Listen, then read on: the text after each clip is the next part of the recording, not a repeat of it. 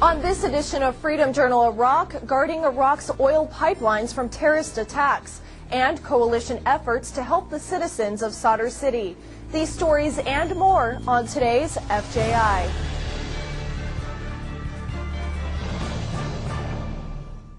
Hello, I'm Airman First Class Priscilla Christensen. Welcome to this edition of Freedom Journal Iraq.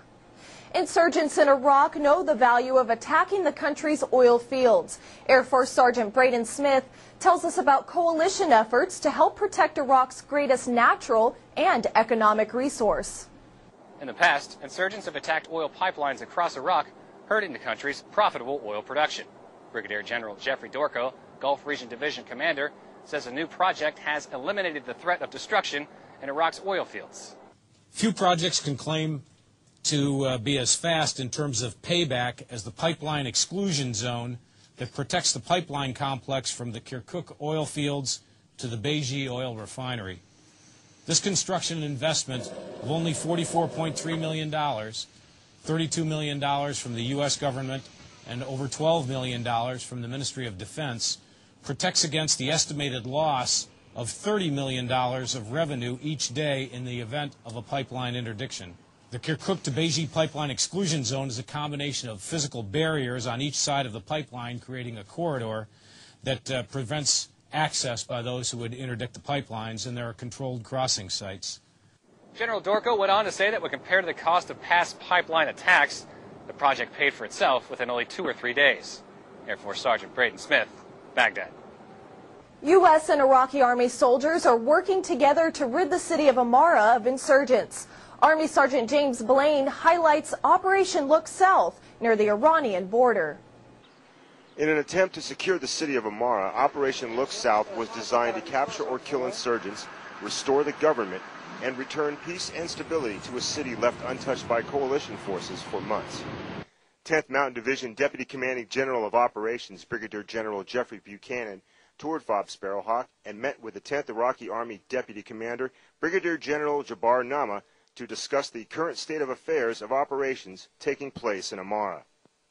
Nearly 20,000 Iraqi security forces planned and led the operation from the beginning, with the 82nd Airborne and now with soldiers of the 1st Cavalry Division acting as the military transition team. The first phase of the operation went door to door, sweeping through the city, fighting insurgents and gathering intelligence on the locations of weapons caches and jam members. The second phase delivered humanitarian aid and established reconstruction efforts of the city's infrastructure. Once the responsibility of the British Army, FOB Sparrowhawk now serves as the launching point for the Iraqi Army, the 4th Brigade 1st Cavalry Division, and coalition forces to protect and defend the city of Amara. Reporting for the Multinational Division Center, I'm Army Sergeant Jim Blaine. In recent months, Sadr City has benefited from a reduction of violence in the city. Senior Airman Michael Williams reports on how coalition forces are helping the citizens of the once dangerous Baghdad neighborhood. 926 Engineer Brigade has been working hard since May to provide reconstruction assistance for the people of Sadr City.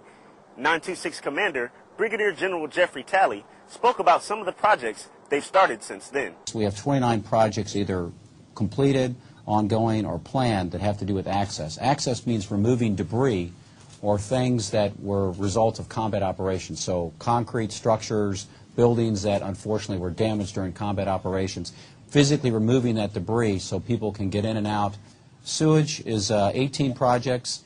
This is pretty much self-explanatory. A lot of the sewage collection system was clogged either through trash or in some cases neglect for maintenance or due to combat ops, so we wanted to be able to repair those sewage lines. Academics is schools. We have 40 projects associated with the renovation of schools, and we have 23 projects that have to do with either microgeneration or solar lighting or just lighting in general along the streets. General Talley also spoke about beautification projects going on in Sadr City, specifically about the restoration of parks and soccer fields and the grand opening of a new swimming pool in August. Senior Airman Michael Williams, Baghdad. Coming up, what it takes on the ground to keep Blackhawks in the air. Here's your raid report. Tal Afar police were informed of a cache in northern Iraq. The policemen discovered more than 70 rockets, grenade launcher rounds, over 150 mortar shells, and heavy machine gun rounds.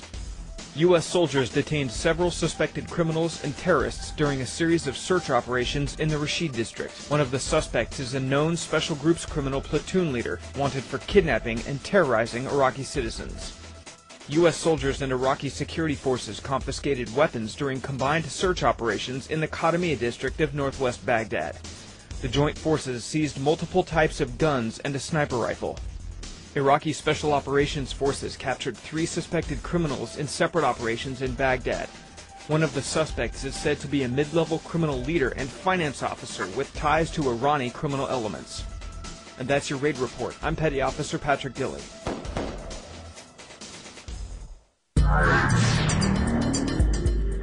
Here are the latest Operation Iraqi Freedom headlines. A multinational Force Iraq spokesman announced that coalition forces intend to release 3,000 detainees during Ramadan. The spokesman also said detainee releases will increase from an average of 45 per day to 100.